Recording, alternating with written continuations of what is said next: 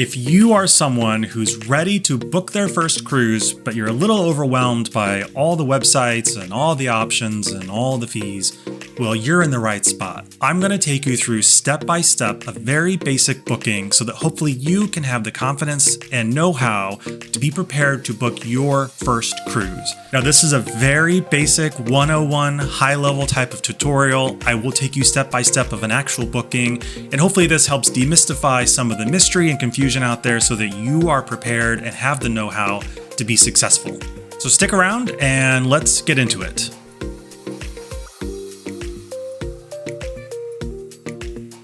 Now, before we start, if you're new to the channel, hit that like and subscribe button. You'll get more tips and tricks from me, and hopefully it'll help you be more confident and ready for your next cruise.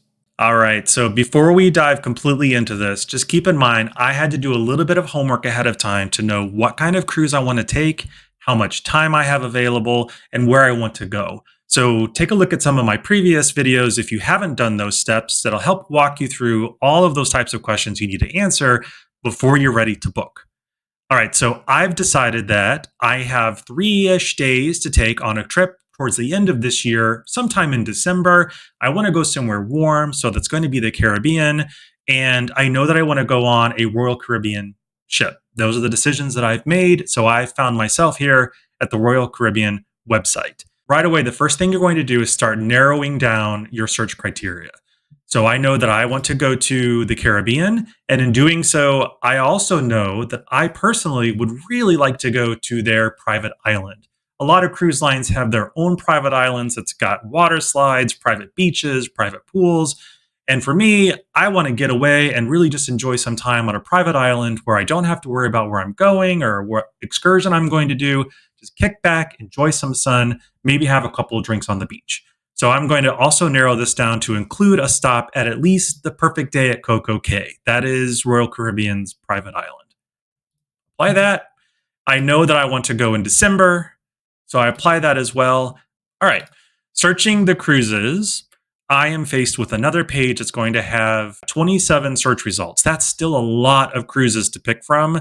So I do know, though, it does say a bunch here that are 4 nights. That's longer than I can do. But there are a number that are going to be 3 nights. There are some 7 nights, etc. So I need to narrow this down even more.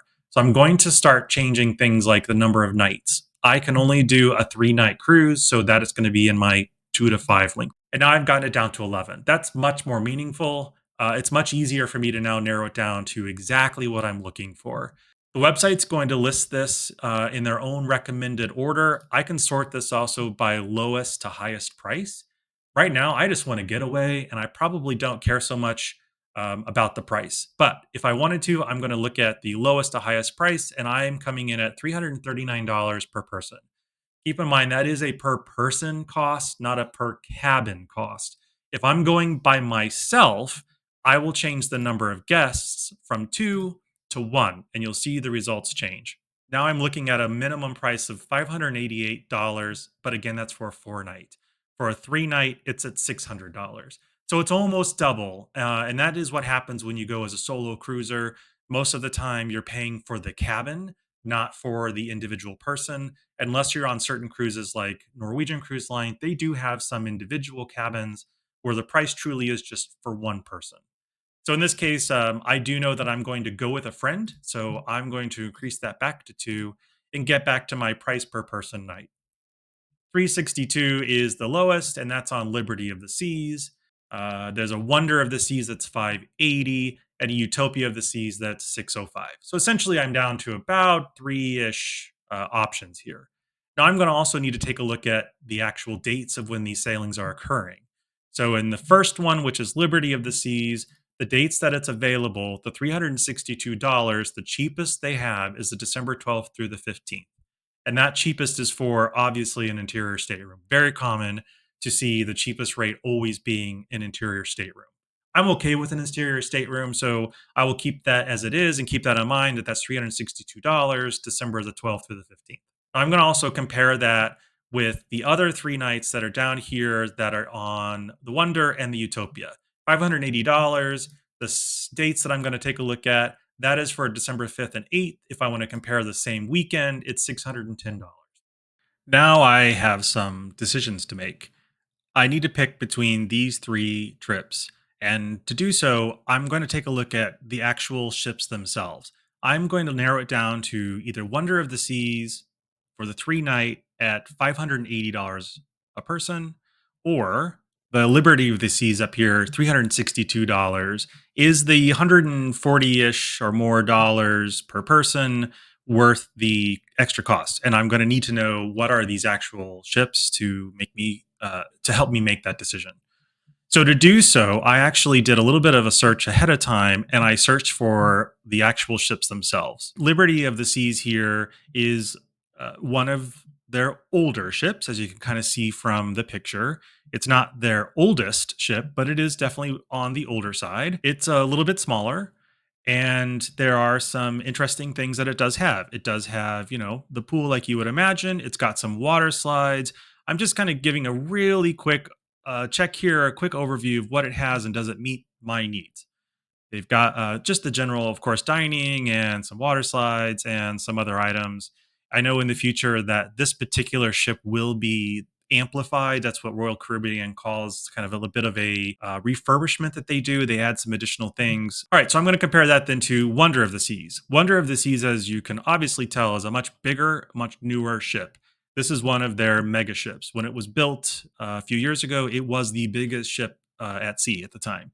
So it's going to have a lot more to offer. It's got lots of big venues. It's got slides. It's got water slides. It's got multiple pools. It's got this aqua theater in the back.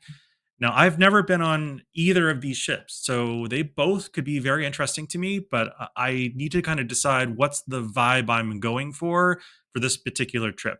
And again, I need to also weigh that with the cost. Is the Wonder of the Seas going to give me what I want for the additional cost? So, giving that some thought, I am going to go ahead and opt for booking on Wonder of the Seas. I want a getaway that's going to be high energy, that's going to be a lot to do, and I think that will meet my needs for now. So back down here to Wonder of the Seas, I'm going to pick the cheapest of the options, which is December 1st through the 5th.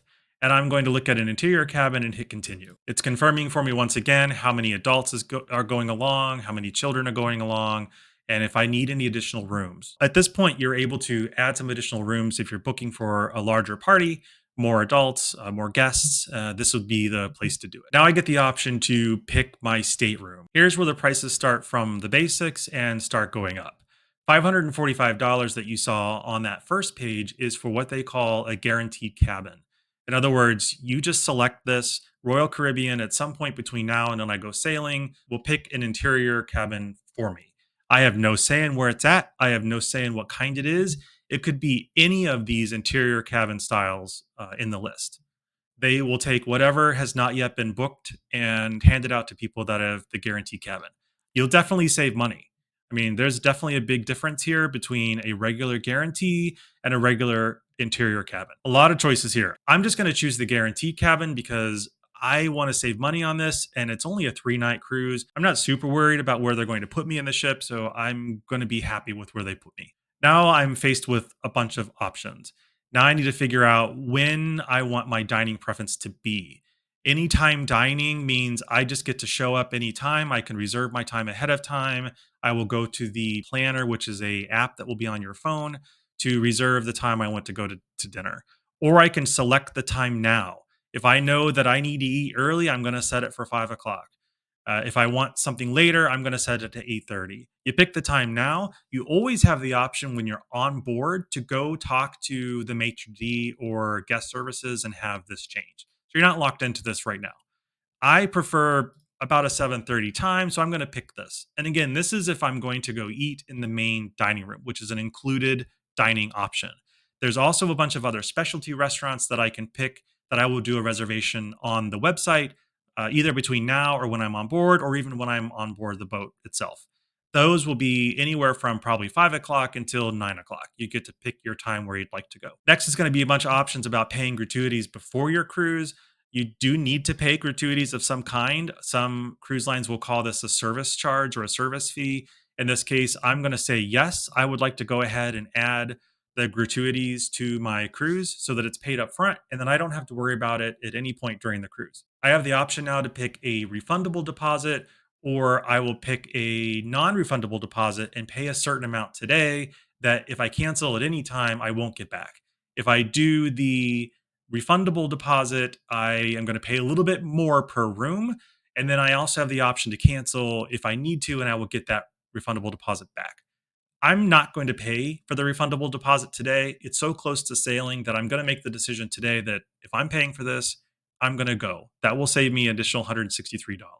Now we're to the point of trip insurance. I can do an entire video on trip insurance, so I'm not going to talk about it now. But for now, I'm just going to answer the question that I'm not in New York or Hawaii, and then I'm not going to add the travel protection this time. Now I'm to the point where I can start reviewing the overall selections that I made. The cruise fare is $741. I got some deals because there's some sales going on. My total guest for myself is $685.62. Guest two has some additional savings that they're being given, and that will bring their total price to $403. With the gratuities added, my total price now has come to $1,237.24. This is where you can see the original price we saw on the first page, which was about $500-ish a person, is now gone up to about $600 a person when you're including all these extra fees. All right, so while I'm still on this page, I do want to point out a couple of other quick things. In this current booking, I am getting a $25 onboard credit. Happens to be a special that Royal Caribbean is running at the moment. That $25 onboard credit will show up in my account when I'm on the ship.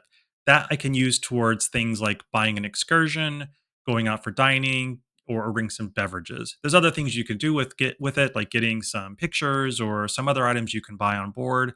If I were to book a bigger cabin or a more expensive cabin, that credit would have been even more. All right. Also, down here at the bottom is the cancellation policy. Make sure you pay close attention to what that cancellation policy is. Right. For example, September 17th, if I cancel after that date, I will lose half of the total price of what I've paid. So I do want to make sure if I need to change or cancel this booking that I do it before September 17th. Also, on the previous page, I didn't pay for the extra refundable deposit option. So I still am going to lose a portion of my payment regardless of this cancellation date. Now, I do have the option down here to hold this or continue on and complete the booking. I can hold it for a couple of days. That means they will hold my cabin if I selected one I really wanted, and they will also hold the price for a couple of days in case I need to think about it or if I need to get some information about the guests that are going with me. Because on the next page, I'm going to have to enter a lot of their information in order to get my booking completed.